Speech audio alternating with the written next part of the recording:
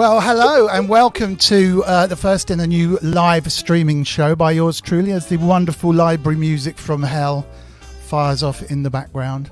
I have no idea how the next hour or so is going to go. It's probably going to be about 10 minutes, but as long as we're working and we're streaming and you can see us, kind of give us a wave in the chat.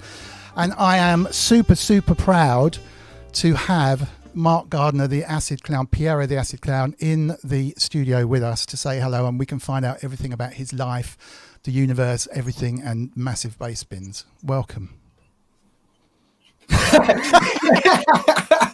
You don't want to find out about my life. You really, really don't. It's not glamorous. Clown life is not all it's cracked up to be. I'll put the jazz back on then. So we have a horn and some jazz, and it's all good. There isn't really a structure to this at all, so it's really kind of filling in a gap on Sunday because a load of streamers kind of dropped out, so there's a little bit of time, and I thought we'd fill a gap. And I came to realise that I knew very, very little about you. I mean, from my side, I guess I was looking around on Facebook for music stuff, and this was before I was doing Sonic State, I think, but I was just getting back into music on a bit more of a kind of full-time basis. And I vaguely remember coming across your page, and being just a little bit scared. And it was you, a picture of you on stage. And I think there was a video of you and what must have been Oliver Gold in a car with Amy on the way somewhere to a gig. Really old video. And it was a bit weird. I was like, well, this is kind of weird, but in a good way. And it was enough to go, this is quite interesting. And then I think from the back of that, I found the URL, which is the show, obviously, that you're doing, which is Unsigned Review Live, right? Yes, so come along with your own tunes and put that on and you review them and stuff. It's a really, really, really good thing. A very community-led, brilliant thing for the industry. And I found that. And you got Oliver Gould to thank for that. Honestly, it was his idea. We'll get into this in a bit. Well, that'll be interesting. So I mean, I came in after it was all formed, and we were kind of just got swept up in the whole thing, really, and wanted and sort of started talking to you, wanted to get to know you a bit better. But I have no clue of their history, really, and I'm sure a lot of other people haven't. So from a tiny little acid baby to the acid clown we see now, how did that happen? You want the entire story from way back when? Yeah, why not? Okay, well, I was about 14 and I wanted to get into making music, and so I decided to start on the drums. And I realized after about a month that my coordination was never going to get there. So I picked up a bass. Not this bass, this is Amy's bass. I'm teaching her bass at the moment. Oh, cool. And then learned that for a couple of years. Awesome. And then moved up to guitar when I was about 18, I think. And wanted to be in bands my entire life, and it never really happened. And so I thought, well, fuck it, I'll have a go at DJing at about 21. So did that for about 9 years. Used to run a night actually in Bristol called Excessive. We ran for 4 years. We did 20 parties. We spent £38,000. What? Yeah, on 20 parties. I worked it out after we finished it all. I was like, Jesus Christ, that's a hell of a lot of money. But the thing is, you only need half of that cash. Yeah, right. You only need half of that cash to actually put the night on. You just need your deposits. And then you shit your pants throughout the first 3 hours of the night. Got you. Whether you can actually pay them off or not. Thankfully, there was only one party where I couldn't ever pay anyone. But yeah, so we started DJing at 21. Yeah. And then moved on to production at 30 when the arse fell out of the clubbing scene in Bristol. Right. And when was that? That was kind of when the clubbing scene finished completely, right? Yeah, about 2005. Dubstep entered the arena, ruined everything. Yeah. And like before that, you were tripping over techno parties every weekend. There was either like three free parties to go to, and then like 2 nights, something at Trinity, something at Lakota, or something at the Maze. And you literally were tripping over. And suddenly the crowds just dwindled. Wow. Where did they go? Yeah, exactly. Where the hell did they go? I remember chatting to DJ Blah, who was a homegrown resident at Lakota, and like, where are they all? And I was like, yeah, I know. What do they know that we don't, And I guess it was just them growing up. Yeah, I guess it's difficult, isn't it? Out of interest then, what what would it cost to hire the Lakota back then on a Friday to do a club night? It was about 700, 900 pounds, something like that. Right. Okay. So it's not insignificant. And No. Well, like the whole night was costing me about $3,000 to put on. So you only actually need $1.50. If you've got 2 or 3 people that are kind of in it with you as well, you can kind of swallow that load, you know. Yeah, it's hand to mouth though, isn't it? As soon as it starts dropping off, I presume it takes a while to get things all running and to get a kind of vibe going and everyone to know about it. Wow. Yeah, absolutely. So you thought, sod that, I'm going to set up a massive beast full of flashing lights and synths and doorless jam my way into the history. Yes, and that was it. So I'm kind of late to the game as far as I'm concerned, you know. Like a lot of people have been doing this a lot longer than I have, kind of thing. Really? Yeah, I just missed it. I've come up. It's about me because it's all about you. But I've come up from a studio environment, making records, tunes and stuff, and the live environment has not really been kit. You know, I mean, live environment kit-wise is Chemical Brothers to me. You know, which is probably just a press play thing, but ultimately it's like a big type setup. So you have a big setup, right, which is amazing, but I don't see that many people going out with that kind of stuff. You know, back in the day, it would be like a Damsky, I suppose, and his one keyboard on stage. Well, you had to back in the day because computers weren't amazing, you know. But the only reason I do it is because I find hardware really frustrating. Right, like really frustrating. This was my first groove box. She had a 555 before that, but she broke, right. So I had to then get the Electric. And honestly, this changed my world. It did. Drums, synth lines, FX, all in one box. You know, it's literally the building blocks for tracks, and it's also an essential for playing live. I see a lot of Deluge and stuff these days.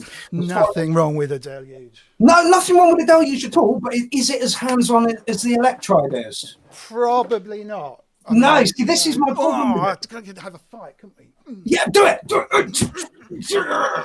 Probably not. I don't know. It's different, isn't it? I mean, there's not so much twisty stuff going on.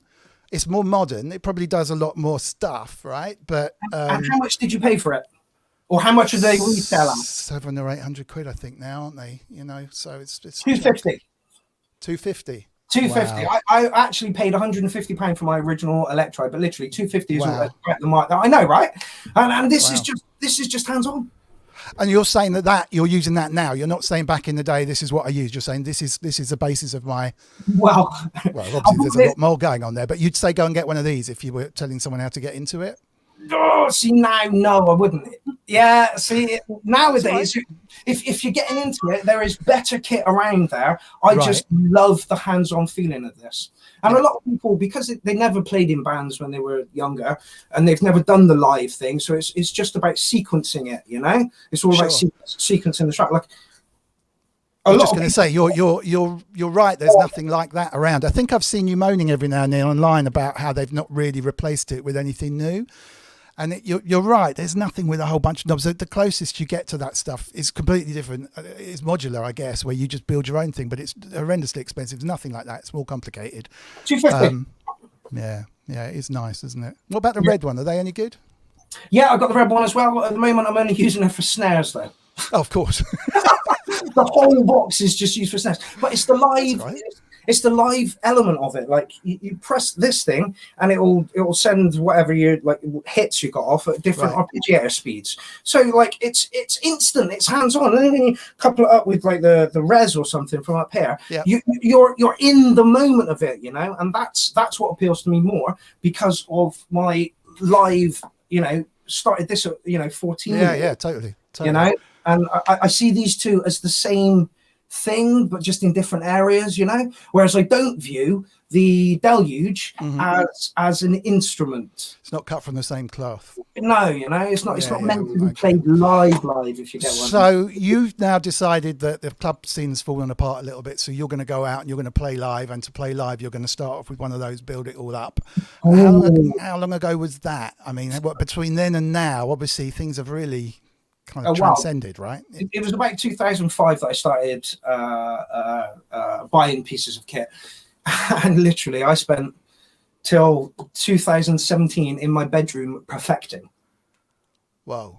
Yeah, literally. That's pretty much Massive Attack, wasn't it? No one ever knew about it until they came out of their bedrooms and then exploded. And they'd been around for like 10 years just getting stoned and making music, and then suddenly it exploded. So it's a Bristol thing, right? Well, I didn't want to hit the scene with only one set and have to play that set over and over and over again. I could have done that in Ableton, no problem. Press run, go, but I wanted to have like a whole stock worth of sets, so that like if somebody said, can you do this kind of set, it's like, yes I can you play a bit slower? Yes I can you play a bit harder? Yes I can you play a bit more techno? Of course.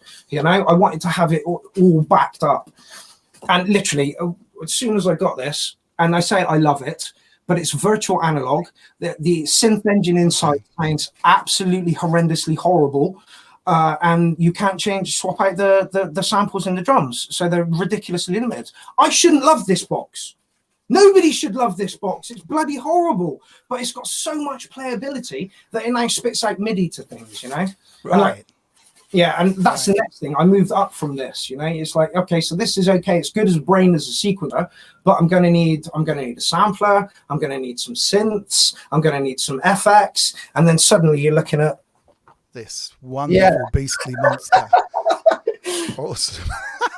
So we needn't dwell too much on the whole history of the whole thing, but you basically practiced, built your sets up, started to go out live, built up a big following, started the clown stuff, kind of got hit by COVID right as it was going to get even bigger.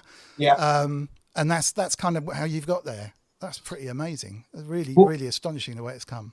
Well, it's a pretty grim story as to why I released my first video. I'm not going to go into too many details, but I finished with my girlfriend at the time. I was in a horrific place, so I turned to music, and literally like a week after we split up, I released my first video to the world, and literally everyone was like, that's really good, you should do more. I'm like, okay, maybe I will then. And like I say, I'd already got like 6 sets in backup, so it's like, right, people like it, let's continue with it. Literally, I posted that video, it went well, it's not stopped going well since. It's insane. Wow. And so that gave you what, the confidence, I guess, to kick it up to the next level? Because it must be kind of hard to sit in your bedroom effectively making tracks for a long time with no one judging you. You know what I mean? And you've got your friends to do it for you, but they're like, good track. It's not quite the same, yeah. That feeling when the A&R guy walks in and you play the tune and you hear it in a completely different light to the last 3 days' work. You're kind of like, well, maybe that snare is wrong, and it's all, totally different. Well, full marks for getting it together. So how did you get the video together? Was it you and some mates? Or? No, literally just me in my bedroom. Wow. Literally, I was standing here. The beast was a lot smaller at the time, and just back in those days, I was recording the video and recording the audio separately and putting the two together because I didn't even have a smartphone. Wow. Okay. 4 years ago, I was so anti-Facebook, so anti, like I'm a completely different person. Now, this is my office. Right. Exactly. You're anti it, but it's kind of the devil, right? Yeah, it's a means to an end. Like everyone's saying, oh, get off of Facebook, get off of Facebook. It's like, well, where can you put your promo that's going to hit as many people or any people the same way Facebook does? So what would you say to somebody now who is coming out of school, 16, 17, 18, 19, wants to do this, wants to doorless effectively go out and get on with it? What would you do? Oh, really? Back to the old door then, right? Yeah. Like, right, if I could take all this to the stage like this and just fucking go, I'm ready to play. Yeah. Not have to spend 2 hours trying to get this all the right. St. Paul's Carnival. I don't know what I did to the MIDI routing or the MIDI setup, but the TB would not fire. TB would not have anything. There was no control over the cutoff or anything, which I did for the AMX. And the System 1M refused to take MIDI. So halfway through the set, I'm fucking pulling cables out, trying to put them in, and it's like, man, I'm making my life so hard. But no, seriously, it's a workflow thing. It literally is a workflow thing. If you want to go hardware, go hardware. It's fun, really, really fun. And the new Akai's, the Force, the One, they look really, really juicy. I mean, it's cheaper as well, isn't it? So, yeah.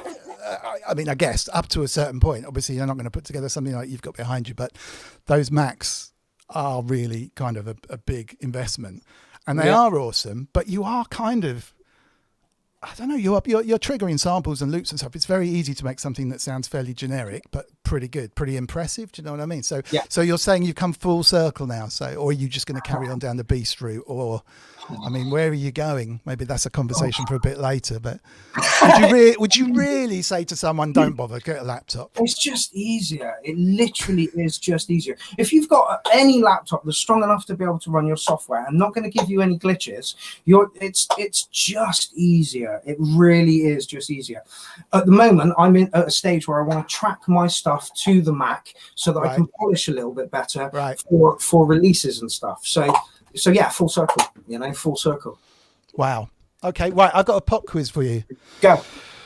Right, but the thing is, I guess people in the chat room can enter as well. So you've got to promise not to look at the chat room. We'd liven it up.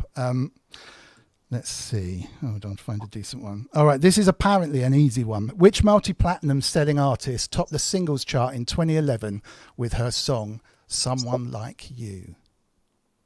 Amy, looking at Amy there. Amy will know this. She's got a puzzled look on her face. I have to say, I didn't get it, but then I've got the answers. All right, think of a massive artist, right? Multi-platinum selling artist, very, very top artist. Topped the singles chart in 2011 with her song "Someone Like You." Adele. Yes, spot on. Well done, Mark. Excellent. I didn't even see your lips move. All right, so we'll do 5. Madness achieved 2 top 10 hits with the word house in the title. One was Our House. What was the other? Welcome to House of Fun. Yep, 3 Very more. good, Mark. You are just exploding these now. All right, let's get let's see if I can. Oh, okay. What do the letters P and J stand for in singer PJ Harvey's name? Isn't it Polly something? Yes, it is. It's Polly something, but I don't know what the J is. Jane? It is. I can't remember myself. Hang on. I've got Give him a minute. Give him a minute. Polly Japonica. You're very, very close, Amy. Is no one getting these in the chat? Oh, hang on a second. Yeah, we got an Scroll down. answer of Pink It's Floyd. not Jane, but it's very, very close, Callum Rogers. Joe? Jean? Yes, it's Jean. Polly Jean, my lover. Let me find one that you might not get. Who reached number 1 in 1992 with Sleeping Satellite? Fuck knows. I did. No, that's not right.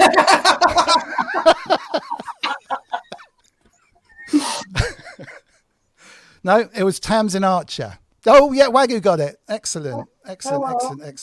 All right, and I'll give you one more. I've got a couple more of these later, but my daughter, who's 9, has done you some questions, which are really good. But you kind of have to be able to read her mind. Come on to that. She's credited you with a kind of mind-reading capabilities. Name both the members of the Pet Shop Boys. Stephen Terry. East and West. There's got to be someone in the chat room. Someone's alleging you may be pissed, Amy. They might not be wrong. Phil and Grant? No. I'm sure we're probably running on a bit of a delay here. It's Neil Tennant and Chris Lowe. Yeah, Neil Tennant. Chris had got that. Yeah, Stevie Cressett got that, which is a name I haven't seen for a long while as well, actually. So it's good to see this around. Cool. Right. So, PJ and Duncan. I've worked with PJ and Duncan. Yes. Oh my God. That's a little known fact that a lot of people don't know about him as well. Yeah, bizarrely, when you get a name for working with pop bands, lots of other people pop out the woodwork and say, can you work with me? 2 of whom happen to be those guys who are lovely people. Not Neil Tennant and Chris Lowe, but yeah, PJ and Duncan. What Amy wants to know what parts you had on that track. On Stay Another Day, there's a lot of singing and pretty much some of the words and all the tune, I guess. There's 3 of us. 3 of us worked together in a day to produce that thing, literally. We only met in the morning and we had 10 days to write 10 tracks for an album, and that was the end of the first day. We walked out with that. We didn't quite realise what we had. No. We demoed it from beginning to end. A bit like you were doing yesterday with a tune. I just demoed it, put the vocals on, rough demo, sent it over to the producers, and yeah, it was good. We wrote about 7 out of 10 of them ended up on the album. It was a really good 10 days work. Yeah. obviously for more reasons than just that. But it was really bright sunshine. Everything was cool. So yeah, really good, really good. Anyway, it's not about me, But nor Amy. let me just tell you one more thing. When my hamster died, I played that song at his funeral. So it's very close to my heart. Oh, that's really touching.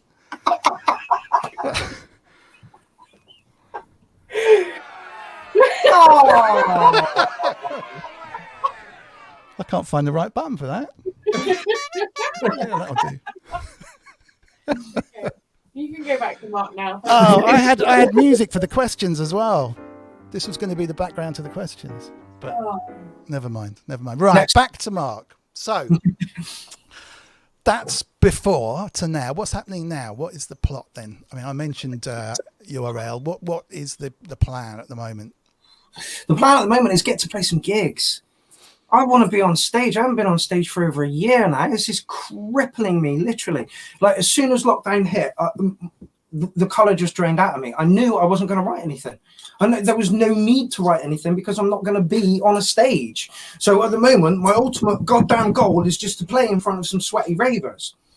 However, the URL is doing amazingly. It really, really is. It's a worldwide following of people who want to put their tracks in each week, who want to get better, who want to see, each other grow and move on. It's great when somebody who's not been writing for a long time puts in a track and it's really good, and we're like, you are getting better, sir. That's what I like about the URL. And Clownfest.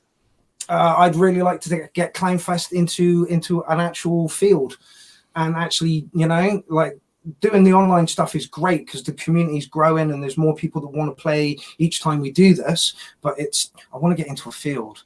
Dom, get me into a field. I can do my best. I mean, is that likely, do you think? I mean, I know a bit of what's going on. I mean, the big tours do seem to be being booked now for next year.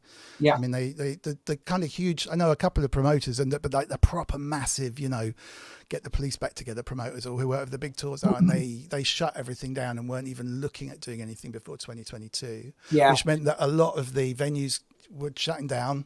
A lot of that was basically just because of the insurance. They couldn't get insured to fail to get it. Now, I don't know if that trickles down to some of the smaller clubs like that, but I mean, when realistically do you think that might even be an option? Because I can't see it happening for a year maybe, but I don't know. It's just me. Wow, I've actually got gigs booked at a festival for this year. Oh, brilliant! Yeah, wow! You heard it here. Gigs are starting to come back in, and like you say, the big boys are starting to get, the Dave the Drummers, the Marky G's, the Chris Liberators. They're starting to get working again. But I think the people that are going to book me are not kind of the people that are going to book them, because they're a little bit higher status than me. Okay. So I'm in kind of smaller clubs at the moment, which is, I like, smaller clubs anyway. Mm-hmm. But I think it's going to take a little while longer for those people to have the confidence to want to put a night on again. I wouldn't want to put a night on in this current climate at all. So yeah, apparently I'm at Landed Festival at the end of July. Oh, brilliant.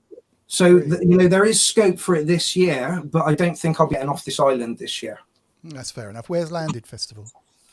It's in Wales, I think. Oh. Yeah, I don't have transport there at the moment. So anybody who wants to give me a lift to Wales, please let me know. I'm sure there's going to be someone. Get a free time at a festival for a couple of days. That'd be awesome. 3-day festival. So. Yeah. I mean, and for Clownfest, I mean, realistically, you need quite a few months up front, right, to get something like that organised. What? You say that? I reckon give it a couple of weeks, I could probably slap something together. But no, you would want, like, if I'm going to do it, I'm going to do it next year. I'm not going to risk it this year. It's just, and it'll probably be, a small, intimate, under 500 people festival, just to see how it works out, just to see how it goes. But there is option to do it in Malta fairly soon. You can't get to Wales, though. Let's get this into perspective a little bit. Tell me about it, but someone can give us a lift to Malta. Yeah. But somebody in Malta said, look, we have venues, we have fields, and, we would like to welcome you and Clownfest over. It's just like, oh, Jesus Christ. But I'd like to get one done in this country first before we even look at, so it's all moving. We just need to open up a little bit more. Tell us about Clownfest as well. I don't know if we're preaching to the converted and whether everyone watching at the moment is probably fully aware, but I'm kind of hoping a few people will pop in from the Sonic State side and watch this after we broadcast and everything. So it'd be quite good just to give a beginner's guide to Mark Gardner's Clown Fest and the Acid Clown thing? Yeah, literally as lockdown hit, and again the color drained from my face, and I knew I wasn't going to produce any music. It's like, what the hell am I going to do? We're going to be here for like 2 years, easy, you know. So sitting around, I'm like, well, I've got loads of artists. Why, you know, they're all put into the URL. You know, why don't I get them all into one place? And I was noticing with streams as well, they do hour longs. Now hour longs is fine, but you get a little bit bored and you drift off and you lose people. All right, so let's make these sets shorter so that you've only got, you know, 20 minutes to the next set. Keep it banging, keep it, you know, as quick as possible so that nobody's getting bored. So that was where Clownfest came from. It was kind of a selfish thing because I knew I wasn't going to make any music. So what the hell am I going to do in this time? You know, I've got to do this productively, and I've got all these people who are making music. Jesus Christ, let's just show, you know, put it in a festival format. I mean, I think that 20-minute set thing is genius, actually, because I get bored of live streams. I mean, even DJs were taking the mickey out of DJs doing live streams. It was like the pros were like going, and everyone's doing a live stream, and then, you know, it just got terrible. So actually having a whole bunch of different people who've got to do something in 20 minutes, which is really tight, but just long enough to make a difference, is epic, actually, and you never get bored, and you can drift in and out during the day or whatever. And it was just so entertaining. And honestly, I was around for the first Clownfest because I remember talking about it before it came on. But even before then, the quality of the music and the stuff that's coming through the URL into Clownfest, there was like a critical moment, I don't know, probably about 6 months before Clownfest, 3 months before, when suddenly everything just kicked into gear. And there was, like, you know, on a typical URL night, which is basically, again, for people who haven't been following, send in your track and everyone reviews it, and everyone's generally pretty positive, or not negative, generally constructive rather than you know, dissing it.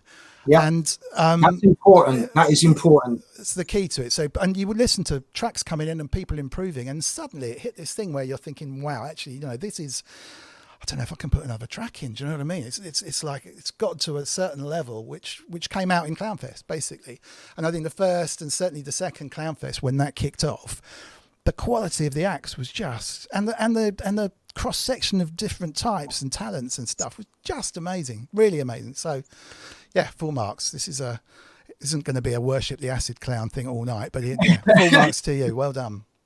I've been a clubber for like a massive number of years, you know, so I've seen what clubbers want, you know, and I've been a promoter for a good number of years as well, so I kind of know that side of things too, and now I'm a producer, so I know that side of things. So it's very, very important to know each piece of the process and what these people are going to want and need within that to be able to facilitate it. And you are so right about how the music at the URL is just insanely good at the moment. I'm listening to tracks, I'm going, I don't even want to play live. You know, at Clownfest, I'm thinking, Jesus, you know, the standard is just so massive these days, like so massive. Like I hope it doesn't put people off of putting in, because that's what we're there for. We're also there for the person who hasn't got quite the skills and stuff yet. So we're like, well, if you just do this, you know, cut those frequencies down, you know, do that, whatever, and hopefully we'll build your tracks up a bit. And that's what I like about the URL, community spirit. And just like you said, it's massively important to not be negative about it. You can hate something. You can hate something all you like, hate on it all you like, but don't say that shit and walk away. No, Tell me what you think is shit, you know? But the breakdown wasn't good, didn't come in at the right place, was my timing off? You know, all these things are helpful hints to producers to make things better. It's literally it. I think that was quite a surprise to me, finding sort of music-based stuff on Facebook and stuff to join in, because I stepped away for a couple of years whilst I was working on other stuff, and I fully expected and found lots of really toxic, negative, you're rubbish, kind of basically jealous stuff. Yeah.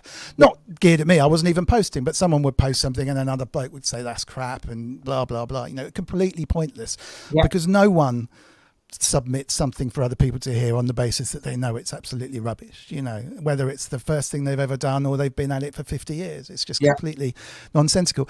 And there were a few places I found that were refreshing, almost like thought they were joking to start with, you know, because everyone was pretty positive. And I listened to something and it was genuinely awful, and everyone's going, yeah, keep it up. And I was like, actually, do you know what? And then someone would be saying, yeah, do you know what, that snare, it's a little bit loud, just turn it down. And suddenly you see these people evolve and actually get better, because people who make music aren't used quite often to people telling them constructive feedback. Yeah. So either their friends or family saying how great they are, or idiots on Facebook saying that they're terrible, but they ignore it because they know that it's just a toxic place to be. Yeah. So yeah, no, really, really, really good. So I think that was another part of the reason that I kind of came across and got a bit more involved with the whole thing. So it was really cool. Right. I have got some questions from my daughter. Do it. So I've got some music, I think, for my questions for my daughter. Some question music there. Right. Now you've got to remember that she's 9 years old, okay? What is my favourite milkshake? Hers or mine? Yeah. No, hers. I've got a guess. She wrote them down for me. Yeah. I said, look, can you come up with some questions for Mark? I'm going to give him a pop quiz. So she said, okay, yeah, I've got loads. Write these down. So she wants to know do you know what her favourite milkshake is? I'll give you a clue. I'm going to say chocolate. Oh, vanilla. Oh, I would have never gone vanilla. Kids don't like vanilla. Wrong. Okay, we'll try again. What's the name of my best friend? Gemma. No. Poppy. I get the feeling I'm going to fail at all these questions. This is a good one. What is my favourite animal? Hint, it changed yesterday. What did you do yesterday? Yeah, where were you yesterday? It's not going to help, actually. Oh, damn. Yeah. I tell you, I'll give you a clue. You'd find it in a zoo. It's big and grey. Oh, it's the elephant. No, it's the rhino. You got one. It's the elephant. Okay, a couple more, because these are obviously, you're getting the hang of it now. What's my favourite TikTok dance? Oh, see, Amy's the one to ask on this one. TikTok, death before TikTok, death before TikTok. She did say it's the only one she does know. She's only just come into TikTok. I'm going to say the dab, because that's the only one I know. It's called Savage Love. I don't even know what that one is. No. And the last one then, going back to the elephant, what is my pet elephant called? Like, I'd call it Ellie, but knowing you... Oh, did I get it right? That is incredible. I think what's my Ellie. Ellie the elephant. Ellie the elephant, it has to be. Wow. Incredible. Well, yeah, I can't beat that. My powers of mind reading skill. You did better at Dam's daughter's quiz than music. That's because it's not about 90s metal. If it was about 90s metal, I might have a chance. I did think about that. Put a picture of Deep Purple or something up there, see if you recognised it. Oh, God, no. All right. What I was going to ask is, are you okay to carry on? You're coping with all this? Gotcha. Yeah. A bit about the kind of way you work with all your kit, because it does apply to computers as well. It's all like almost like the arrangement. How, if you're coming into this and you want to build a dance track, and you're making an 8-minute long, 7-minute long tune, and you're looking and you're listening to other people's tunes, and you see the way the arrangements build in and drop in, and you're trying to apply that to your live kit. Are you watching the audience? Have you got it laid out to start with? I mean, where does that where does the live bit fit in, and how do you make a really good arrangement in this kind of stuff? Wish I could get the system in through what we're doing right now, because that would be the easiest way to tell you. But no, I do have on the EMX 8-bar patterns. 8-bar, yeah. So they run, and then it's up to you to make it different. And you said, do I have anything sketched out? So I've got these things sketched out, and some synth lines over here that spit MIDI and stuff. Right. Do I have it all sketched out? I've literally just got basics. But because I've been a clubber for so long, you know, when you hear a piece of music and you're like, right, I want it to drop now, or I want it to go up now. It's more like a feeling. There's nothing worse than when I'm over the other ass end of the kit and know that I need to drop the kick drum out because I'm feeling that that's what needs to happen next, and you miss it. You know, and then you're stuck in another loop. It's like I had the crowd back at that last one, you know, and I needed to do that because, like Lindsay says on the URL all the time, techno should be predictably perfect. Yeah. You know, you need to know that you're going to go down, you're going to go up, and most of these things, because you know tracks are 7 minutes long and there is a formula to them, you can feel when you need to go into it, you know, and that's kind of why I prefer live. You know, I in fact, I actually started on Rebirth. Okay. Yeah. Like you know, so many years ago, I started on Rebirth, and it's pretty much the same sort of layout as this. Yeah. You know, you've got your hits, and then you've got your sequencer at the bottom.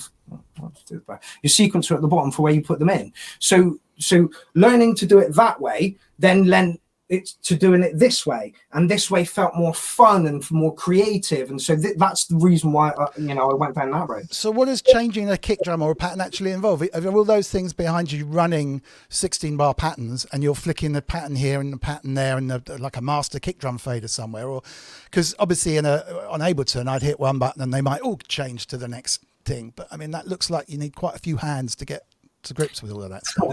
Thankfully, Korg did me a favor here and does motion sequences. Basically, you can record a movement in, so that there is some element of this box doing that kind of thing. Right. Oh, I've forgotten the question. Oh, just how you're changing all the patterns and stuff. In the background. There's not a core central sequencer going on, is there? I don't think. This one. Oh, right. So that's driving everything. So they're not all running cycle. No, this one runs time clock and spits MIDI to the that synth and this synth and that one. So it kind of runs the thing. But what I do is, like, patch number 1 on here, everything runs in 8s. Yeah, so I'll pick patch number 1 here, and it'll be the same as patch number 1 on here, here, and here. And that's song 1. And then I've got, I don't know, like 18, 19 lines of synths and stuff that I can play within that. So one day I might lean on the 303s, and, you know, track 4 might be very 303 heavy. And then the next day, track 4 will be quite synth heavy, because that's the way I want to go that time. Right. You know? I like having the freedom to be able to do what I want on stage. So in essence, yes, there are patterns created, but there's very little motion sequence going on. In fact, the only motion sequence I use is for the 303. Right. So you could move to Ableton subtly, actually, couldn't you? So Ableton becomes that Korg, and you know, you could move there. I just had this vision of all these things firing 16-bar sequences, and you're just kind of changing one. So everything would. It's kind of one enormous song. Everything would have to be in the same key, and you know. Yeah. Literally. So like patch 1 will be key E, and everything will be in that key, and then you move on to the next patch, and that might be in F or something, and all the machines are in F then. So I can then palette between a lot of them. Like, I'll have 3 303s playing in a synth, and then we'll take the 303s out and have 2 synths playing. You know. So it's always rolling and evolving. It's not ever going to be the same thing twice, although it's all based on the same sort of structure. Right. I mean, I've got to be honest. For arrangements and stuff, I quite often go to Beatport, get the top 3, and just look at the way their arrangements work, count the bars, and then not copy the notes, just copy the lifts and the drops. You know, it's very formulaic, which is a bit sad, really. But it's one way of making it work, I guess. Yeah. So where'd you get your inspiration from? Apart from Amy, obviously. Back in the day, I was mad on techno and acid techno, and my ultimate gods are the pranksters. I don't know if you know these two, Acid Head and Kite. They're from Wales, and literally, we went to a party. 2000, I think it was, and I saw them for the first time, and they were, of course, live on stage with all this, and they were making acid techno in front of me live, and it was just sounded fucking amazing. And then the next couple of days I go into a record shop, and it's like, that's a record by them. Flip through, that's another record by them. And literally, I went mental. I've got all their early stuff, like on all their labels. Now they're only a digital release, and I haven't bought much in a long time. That's because I moved over to this. But yeah, my inspiration for that is I want to make that sound, and I want to make it live. Right. So the Pranksters are massively influential to me. Yeah. Are they still around? They're still going, or I believe Steve Kite is doing something with, I can't remember his name, but Robo Sapiens, and I still think that Acid Ted is within the scene, still running the 3 Acid Test label, but again, it's all digital. So yeah, they are kind of still in the scene, but they're not writing as the Pranksters anymore.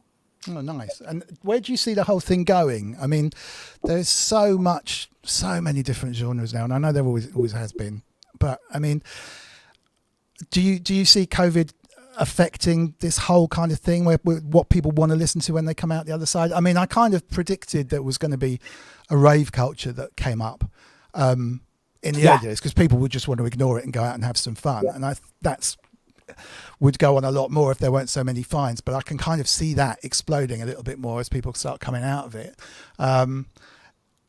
It can be a little bit elitist, the whole scene, can't it? And I just think that the whole ethos of just go out and have a laugh and have a good time is massively on the comeback. Yeah, absolutely. I just think. Go on. No, I was just going to say. So where do you see it going? I mean, because also acid techno, as it stands, is quite a narrow genre to a certain degree. I don't know. I suppose what I'm saying is I get the feeling that everything will become a little bit more cross-platform, if you like, so that, you know, you won't have I'm going to an acid techno club. You'll be going to something that's a little bit more like Clownfest, actually, thinking about it, which wasn't actually the reason for saying that. But yeah, something a little bit more across the board. Do you know what I mean? Yeah, I think at the moment, as soon as people get let out, we're all just going to get twatted. So literally, you can wait. And then after, forget it. Yeah, like you can wait 3 months before we all come down off of that. We can drink again. Yeah, so it's going to be pretty weird until the end of the year. But yeah, like that's the whole reason of Clownfest. The ethos is it's diverse. There's nothing worse than going to a club and. Nothing worse than going to a psytrance club, and it's the same cock and beat at the beginning of the bloody night as at the fucking end of the night. The only thing they've done is increased it by 10 BPM. It's like, what, over 8 hours? Jesus Christ, I want to cram as many acts as I can on that stage and give them as short as time as possible so that they have to pull out all their best tricks as quickly as possible to impress you. That's what I want. I want energy. Yeah. It's, George Lucas said of filming on the Star Wars, faster and more intense. All right, so if you're playing for Clownfest, faster and more intense, like just across the board, everybody. It's got to be pacey, it's got to be interesting, and you've got to give us all your tricks in a short amount of time. Fair enough. I've got a story about Spielberg and George Lucas. I was employed to do these bizarre online promotions for film companies where they were dreaming up ways of promoting their films when they came out, and I was doing this crazy stuff for like Warner's. But one of the things was for Harrison Ford's Raiders of the Lost Ark 4, wasn't it, when that new one came out? I was in Cannes at the film festival when they were launching it, in a corner room in a hotel, and we were streaming Harrison Ford into a virtual world in Sony PlayStation called Sony Home, which doesn't exist anymore, but it's a bit like streaming it into something like a GTA 4 or something. And he was answering questions that were being tweeted into. I mean, it's the most. If you're an ad agency for films, these are the kind of things they come up with, and they go, "Oh, John, can you make that work?" And I was like, "Yeah, in a hotel in France." And so we did it. So I had a couple of cameras and a laptop and everything there, and they said, oh, and we've got Spielberg and George Lucas are going to come in and answer some questions too. And it suddenly dawned on me that I was there with my Tim Pot camera that I'd rented in the corner of a hotel room with George Lucas and Steven Spielberg about to sit down in front of me, knowing what they're doing. I had no lights. I just pulled the curtain off, in the corner to do this internet stream. Anyway, so Steven Spielberg comes in and I was bitten and he sits down and he goes, "Oh, I need to see what it looked like." And the camera I had, although it was a high def camera, I had one of those flip out side, view, so you could flip it so you could see what you look like. And he goes, "Oof, that's way overexposed. And he grabbed my curtain that I'd had carefully arranged and he dragged it back across the window. So it went a bit darker, and I was like, "Oh, sorry, thanks. I'm more techie than filming, And he was really nice about it, So film that, and then George Lucas came in and he sat down and he goes, "Right, I want to see what I look like." It's way too dark, and he grabbed the curtain and he opened it all the way up to the other side, and he goes, "Yeah, that's better." And I was like, "Okay." So I have actually filmed George Lucas and Steven Spielberg, and I do know they don't agree on the amount of exposure they need for their for their cameras.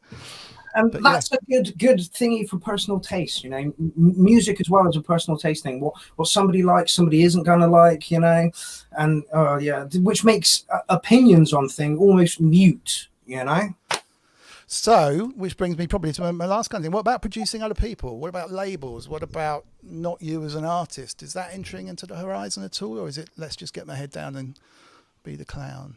At the moment, because I'm trying to get the Mac up together, and it's been just a nightmare trying to get my things tracked into Ableton. As soon as I can do that, actually, I'm using Logic now as well. But yeah, never seen it before. I opened it for the first time today, and I was like, "What the hell is this?" I can help you out. Don't worry. Thank you very much. Lots of YouTube videos, I believe, are going to be in. Yeah. But until I can get that done, my problem is I focus on things, and if I'm focused on things, I'm going to do that, and I need to do that till it's finished. And it's very hard for me to take on other projects and things. There is talk about labels. I'm not too sure. I don't know if this current climate of music needs labels, though. I'm not 100% sure that is a really good point. I mean, that is a question that I can't really answer. What's a label for? I mean, I know what labels used to be for, right? They used to be to front you the money, to either make the tune or to press the records to get them out there. And also the labels had so much clout that sometimes you couldn't get into the right shops back in the day in order to chart. Like when Woolworths used to be around, if you weren't playlisted on the Woolworths chart, you wouldn't be in the top 5 or top 10. You probably wouldn't even make the top 40, to be honest, back in the E17 days, which is crazy. So you needed the labels who'd say, "Well, you're going to take this new band, otherwise we won't give you this big band," type of thing. Yeah, leverage. I mean, exactly. I mean, and now it's playlist, right? You've got to be on a playlist in order to be cool and happening. But I don't know how does a label help? And the streaming sites as well. Let's just touch on this for a minute. 0.0 penny of a penny per stream. That is an absolute joke. Everybody should be pulling their stuff off of stream sites this instant. Stop using Spotify. Stop using all those. Again, this is my own personal opinion, and like music is a personal preference. And you don't have to listen to me, all right? You don't have to listen to me. But I don't see the point in labels unless they're really going to offer you some. You can do it all through Bandcamp at the moment, Yeah. And like that's all coming to you instead of you having distributors and bits and pieces and stuff. And also, once you've released your track, if it's available to buy anywhere, you can't stream it. Yeah, true. I mean, Spotify, I know there's lots of bad press. I know it's terrible. The mistake they made is they didn't charge enough. Obviously, that sounds really obvious, right? But it sounds to me, I mean, the point is they've never made a profit. So they're not making money, and the artists aren't making money, but they can't put the price up. So when they first went in to do the deal with all the labels, which is a really hard thing to do. Hello, I'm Billy Internet. Can I kind of take all your? Apple. I know Apple have done it, but we're going to do it better. Can I sign deals with all the major labels? And by the way, we're going to give you 50% of the royalties, and it's going to be 0.001. This is what our accountant has worked out will put us into profit. And the label said, "Yeah, that's great, but give us a bit more." That's when they set the price for a stream, and you can't go back on it. It's a bit like Apple setting, 99 cents for an app when people were used to paying for software $39.99, $50, But they set that price, and everyone's coped with it because they sell a lot more. But unfortunately, with Spotify, they actually have a problem making money to survive. So they're now looking at podcasts and signing up major podcast players as a way of trying to get more subscribers to actually generate income. So I have a tiny bit of I feel a little bit sorry for Spotify. They made a huge mistake and they're now vilified for it, but it's kind of screwed everybody, them and us. Yeah. Although Bandcamp, as you say, have become the real kind of white knights, haven't they? So far, Yeah. recently, what they've been doing, it actually looks like, you know, that they do make a profit actually, And they you can care. sell your stuff. And yeah, that's it. They care. You do You know? get the thing that Spotify could be selling lawnmowers, to be honest, but it's just, you know, it could be anything. They've just found a way of packaging and selling something like that. But I do feel sorry for the artists that have signed record deals in the past that didn't have digital rights because they didn't exist. So you sign a deal and you get your royalties, that have then either had to renegotiate, or there's a clause in the contract that says we can basically take what we want. And that, you know, I don't think there's much of an excuse for signing bad contracts these days. But if you sign a contract these days and then in 10 years time something else comes out, like the rights to the 3D version, then you know you should have full rights to that and proper negotiations. But yeah, it's not that simple. The only thing I do think, and I don't know if it makes any sense, is that I think I mentioned this before, if I stream your tune, and that's all I streamed, maybe I only listened to it 5 or 6 times in my month just because I wasn't using Spotify that much, then my subscription, or the portion of my subscription that goes to the artist, should go to you. It shouldn't get split, you know. And I think that, you know, that the big pot that then goes out based on plays is not fair, because I guarantee you get more money, because my portion, my £5 is going to be more than the £5 you'll ever make out of the big pool. You know, you may well make absolutely nothing if no one listens to you, but that's absolutely fine as well. You know, if no one listens to you, you don't deserve any money. So I think that's the only way I think that they could flip it around and go, okay, guys, look, we got the pricing wrong. We should have charged more, but look, let's be transparent about this. And it doesn't touch their bottom line at all. They'd still be getting the same amount of money in and putting it out. They're just distributing it in a different way. But anyway. Yeah. What do I know? So what do I know? So labels, though, kind of good if they've got a lot of clout, good if they're trendy, good if they've got a good name because you're getting on the right playlist. Is that what I'm hearing? Good if they've got a good community. You know, if you've got a bunch of people on a record label, and I know Terry at BoomTick does a fucking wonderful job. He rallies people, you know, and he really does his best to try and get these artists out to where they need to be. But the streams are just worth so little, you know, that you're getting like £3 every quarter, or you know, not even that. It's absolutely insane. So yeah, Bandcamp all the way. If you've got a good community and your community is willing to push you as well, because that's the most important thing. There's nothing worse than knowing a DJ and all he does is slap a fucking tune on your wall every 3 weeks. It's like, mate, again, which is one of the things with the clown. It's like, if you're going to do this and you're going to be pushing a lifestyle, then these people need a window into your life as what you do as a clown. Right. So now my life is like some sort of ridiculously bad OK magazine all over Facebook. You know? And I'm happy for it, you know. I'm happy. It's not okay. It's more like Razzle or something. Yeah, I know where you're coming from. But I mean, that's true. Even with the pop stuff, that people always buy into a lifestyle. That's what I've always believed. You know, people they want a part of you. That's why. Yeah. Well, to be honest, that's why the kind of 360 artist deals are being done at the other end of the scale, where they don't make enough money out of music anymore, so they'll sign the artist and, you know, potentially some of the management and the sponsorship deals that they get, or whatever that might be, because it's the only way to generate any revenue. Yeah. Okay, last question, I think, unless anything else comes up. And thank you everyone for watching. We're kind of trying to keep this to about an hour, but where can I find, and I know the answer is Bandcamp, but where can I find decent stuff to listen to? Because the one flip side of everyone making all these tunes, which is brilliant, is that there's no A&R involved anymore. And so if you used to find a good A&R man, or a good label, I guess, or whatever, at least there was a filter there. And so to a certain extent, playlists are that filter. But to be honest, I only know one guy that makes just brilliant playlists, and he's a guy that works for Universal. He's just left. Actually, I'll put it in the chat afterwards or underneath the video, because some of his playlists are public and they're right up my street. But I don't find that much, and it's really only if someone says to me, "Oh, have you heard this tune?" that suddenly excites me, and I'm not getting my excitement out of new music because I'm not finding it. I don't know if you've got the answer to that one, but apart from URL, you know. Oh, that's exactly what I was going to say. Right, what I used to like about going around to people's houses is they will put on their music.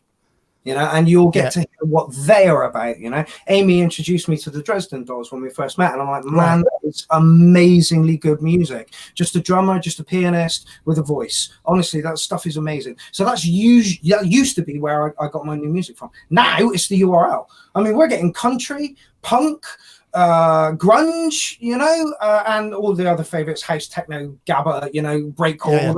You know, and that's the beauty of the URL. You don't know what's coming next. So it's Tony Robbins says there's 7 needs that a human has, and if something hits 3 of those needs, you're going to get addicted to it. Well, the URL gives you 5 or 6 of those, so bloody well tune in. Wow, do you know the 7 needs? I need some of that. Yeah, certainty, uncertainty. Oh, I did. It was about. Wow. Well, don't worry. I'll put you right on the spot. But I never heard of that. That's amazing. Yeah. Tony Robbins is a motivational speaker, but he's right. If something gives you, you know, 3 things, 3 out of the 7, then you're going to get addicted to it, you know. And if we can pull people in with a better attitude, you know, like you said, Facebook is a cesspool at the moment, and you know, and people are moaning about Facebook, and it's like, yeah, but you make Facebook. You're the one, you know, like every day I'll try and post something funny or amusing that will get people talking and, you know, interacting in a positive way, because negativity sucks and it's just all around us, you know? Yeah. Awesome. Well, reality check at the end. I got 2 more questions for you. Name your 3 favorite pot noodles. Okay. So chicken and mushroom is the Don. Chicken, Really? Yeah, I don't eat any of the rest of them. On the other scale of things, the shin cups. Shin cups? Yeah, the shin cups. Okay. The proper Oriental stuff, the shin cups. The shin cups are amazing, but don't go for the fiery ones. So, in conclusion, chicken and mushroom pot noodle are the Don. Don't the Bombay bad boy. Why? By the way, pot noodle sponsor me. Little sponsor me. Little sponsor me. So yeah, chicken and mushroom, a shin cup that isn't spicy, or a shin cup that is spicy. Those are my top 3. Right, I'm off to that. And the best way to make a cup of tea? Coffee. Okay. All right. Black and 2 sugars, nice and strong, please. Nice one. All right. Well, thank you. Sammy. Thank you very much. What a day. That's really, really cool. I got some jazz music to hit us out with. Dom, it's been a pleasure. I would do that. I could probably go for another hour as well. So if you ever want to do this again, let me know. That'd be lovely. Yeah. Well, we've got some other stuff to talk about, but as a first attempt, I think we've done all right. Thank you so much for coming on and talking about it. I've learned a lot, so it's really, really cool. Thanks to everyone in the chat room. We got quite some decent numbers and a few laughs out of the whole thing, so it's all good. And we'll catch you again. Maybe I'll do this next Sunday. Find someone else to interview. Well, probably I'll interview you again. We'll just do it. Interview Amy, you free next Sunday? I'm very busy. You said no. All right. We'll leave it at that. Thanks, everybody. And we'll see you again soon. Take care. Bye now.